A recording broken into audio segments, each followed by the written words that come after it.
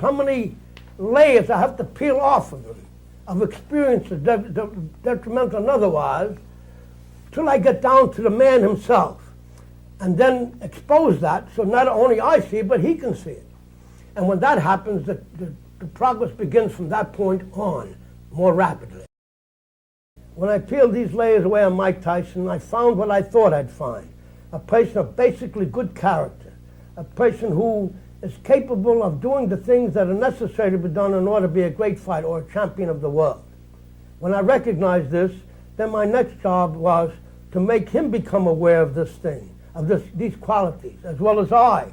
Because unless he knew them as well as I did, it wouldn't help him very much.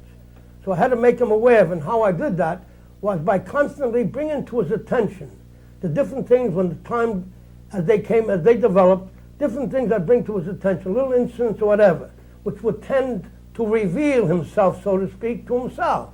And only by letting him know that he had these qualities and he had these abilities and potentials would enable him to get the real solid, deep down inner belief in himself. Well, I wouldn't say he was bad, because basically he had some wonderful qualities. I'm not just saying because he's here. He had some excellent qualities. But then he had the environment in which he grew up with. And this environment, of course, he made adjustments too. And it was difficult now to go in an entirely and completely different environment. And I knew there was going to be a problem in doing this. But I knew that if he persisted, it would happen. And it did, and it has. I have never seen a fighter who can make the adjustment on so little, so rapidly, and do so much of it, and develop the talent so greatly. I have never seen a fighter like Mike. And I've watched fighters, and I'm always very curious. I ask fighters or their trainers, mostly the fighters themselves. And may I add something here?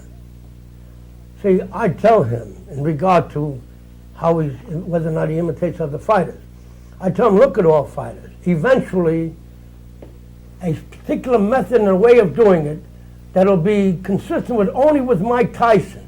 Eventually, there'll come a point, perhaps with all these different things he's watched, and his mind and intelligence will have molded a particular person known as Mike Tyson, different than everybody else, whether he looked at him as much as he did or not. Eventually, the person that emerges will be Mike Tyson and nobody else. I was fortunate enough to come into contact with this young man who has, in my opinion, all the requirements to be the great champion that I believe he's going to be. Maybe one of the best that ever lived, if he continues as interested as he is now. I think he just feels that he belongs here and they belong with him. He feels a personal relationship, which is what I wanted him to feel all the while. But this is something we have to be what we are in order for him to feel that way, because he's very observant, very intelligent, and very perceptive. So it takes a consistency and a true deep down inner belief in these things in order for him to be convinced, because any area of doubt would have prevented him from feeling what way I hope he feels, you know. How do you feel, Mike? This is my family. You know, I deal with it as family. Besides the business part, this is family. When we're in the gym, you know, things go rough there, but then when we come home, this is the family and we have a good time. We joke once in a while. Sometimes I'll make a wise remark about him being a white person. That's why you don't want to feed me this kind of food, because you're white or something. But it's just, I just joke around, you know. We only have a good time here. When I first met Cus, it was hard to describe him. He was different than other people. I'm good at reading people to see where they're at the first impression, but it was hard with him. He took me in so easy. It became, I said, well, there's nothing I have that he wants, so why does he take me in this easy? And then as years went by, I got to know him. And I still don't know him as good as I would like to know him, but wow, it's just, everything's been amazing. He just accepted me like I was a son, just off the street like nothing, and just whatever went wrong, we had to deal with it, and whatever went well, we dealt with that too. Well, Cus has helped me in aspects and believing in myself. There's no way you're going to make it in life, anything. Being a carpenter, being a marble collector. Coming here as a person, I always had good character. I had a good personality, always. I don't know why. Maybe it's because of my mother, because she was a strong character person.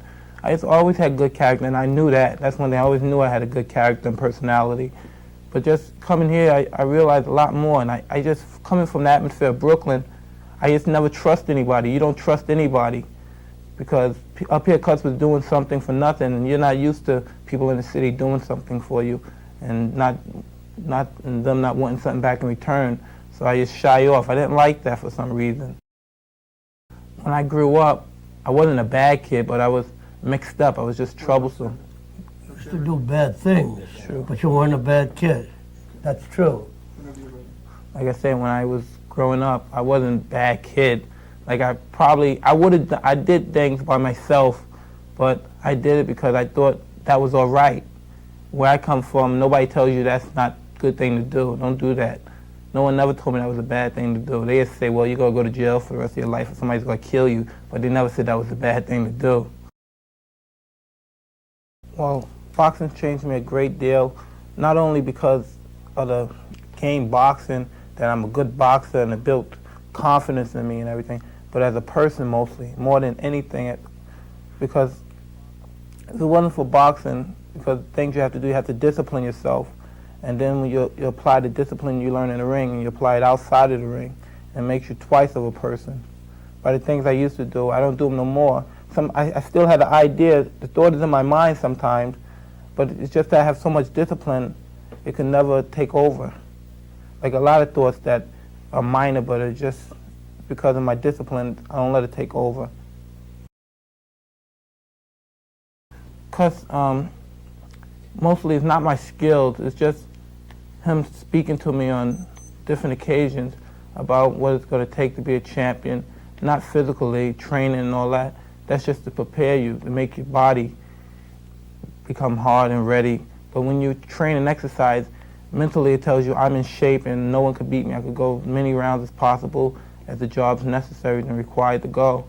But other than that, it's just the mental aspect is when he talked to me and developed strong character, and that's the main aspect in the whole game, that develops strong character, because some fighters are not great fighters, they put on great performances and you look at them and you say, wow, he's an outstanding fighter, look at him. But then when he comes up against a person that has good character, it's a different thing. You say, wow, how did this guy beat him? It's unbelievable, just because the other person is more of a man and has more character than the person's just good talent, a lot of performance. You have to believe in yourself, and most likely, a lot of people became famous and believed in themselves, and then mostly it was forced belief. It wasn't really true, but it's just the idea that they believed in themselves. And now I believe in myself, and everything I believe in myself is true because I know I'm the best, and everybody else knows too. People knew I was the best before I did, and that's a little ridiculous.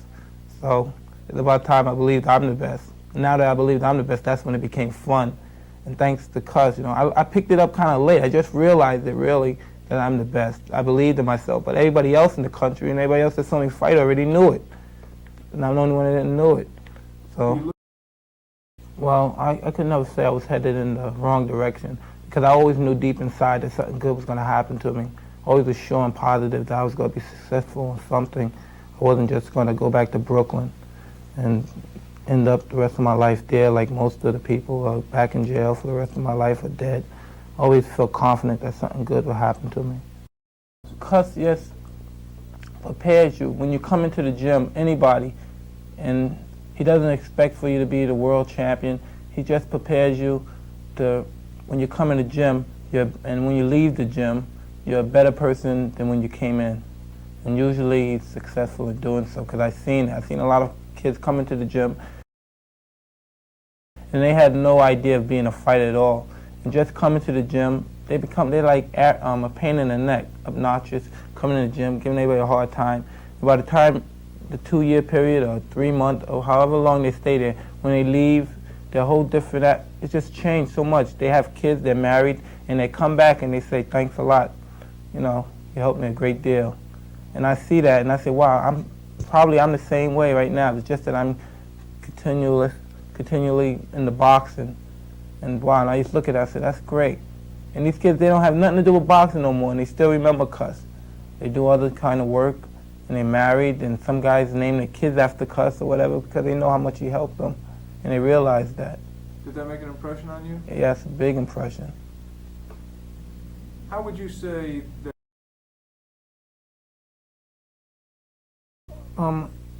It should be hard to do. He's like my father. Besides, I never look at it, even though that's the way it is, I never look at it as he's my trainer and my manager, all that. I never really think of that too much. I just go about the way that he has his feelings towards me. And it's like a father and son relationship, and that's mostly what I'm based on. You know, even though he is my manager and trainer, sometimes I forget that because of the way we are.